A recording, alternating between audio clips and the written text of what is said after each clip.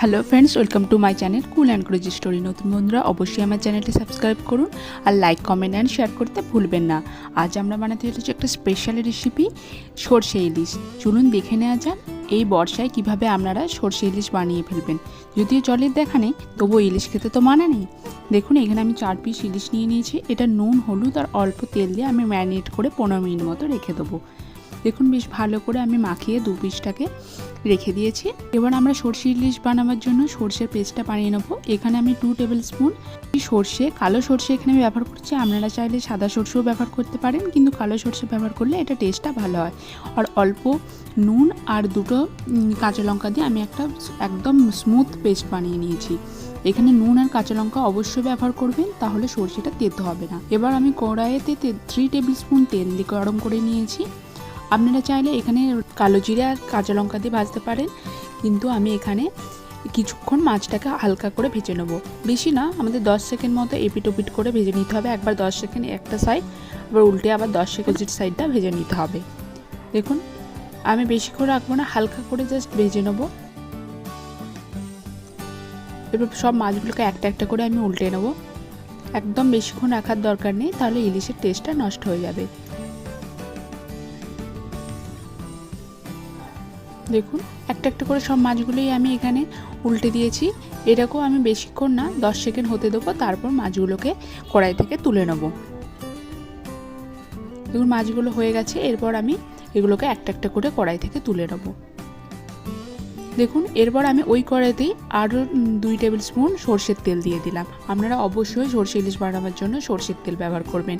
এরপর ওর মধ্যে দিয়ে দিলাম কালো জিরে আর চেরা কাঁচা লঙ্কা ফোড়ন। এরপর আমরা ওর মধ্যে দিয়ে দিচ্ছি হলুদ গুঁড়ো আর লঙ্কা গুঁড়ো।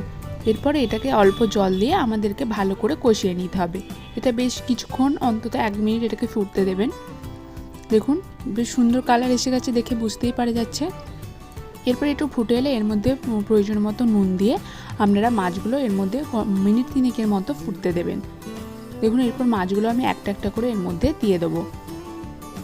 দেখুন, মাছগুলো আমি দিয়ে দিচ্ছি। মাছগুলো আমার দেওয়া হয়ে গেছে।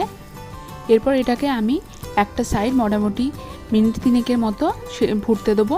তারপর সেটা হয়ে গেলে দেখুন, আমি এরপর এটাকে উল্টে দেবো। এটাকেও আমি বেশিক্ষণ না, ওই মিনিট 2 মতো ভালো করে একবার ফুটিয়ে নেবো। এটা আমার ফোটানো হয়ে গেছে। এরপর আমি যে সর্ষে বাটাটা বেটে রেখেছিলাম সেটাকে বেশ জল দিয়ে পাতলা করে এর মধ্যে ঢেলে দেবো। দেখুন, এটা বেশ পাতলা করে আমি ঢেলে নিয়েছি। এভাবে একটু অল্প জল গুলিয়ে তার মধ্যে দিলে আপনাদের যে সর্ষের যে খোসাগুলো থাকে সেটাও দেখবেন কন্টেনারের মধ্যে রয়ে যাবে, আর উপরে সর্ষের যে জলটা সেটা একদম পরিষ্কার হয়ে এর মধ্যে মিশে যাবে। দেখুন, ভালো করে আমি এটা ফোটাতে শুরু করে দিয়েছি।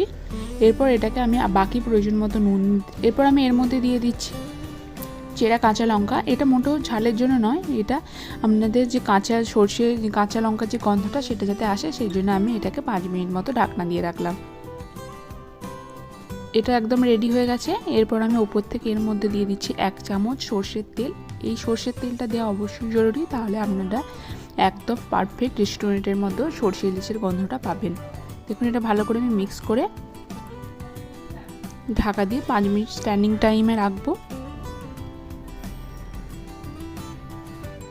বাঙালির কাছে এটা একটা ইমোশন, সরষে ইলিশ।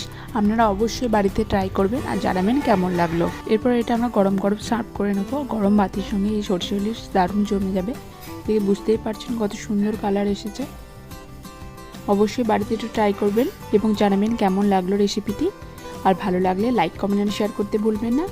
আর নতুন বন্ধুরা অবশ্যই চ্যানেলটি সাবস্ক্রাইব করুন আর বেল আইকনটি ক্লিক করে রাখবেন, যাতে আপনাদের নোটিফিকেশন পেতে কোনো অসুবিধা না হয়।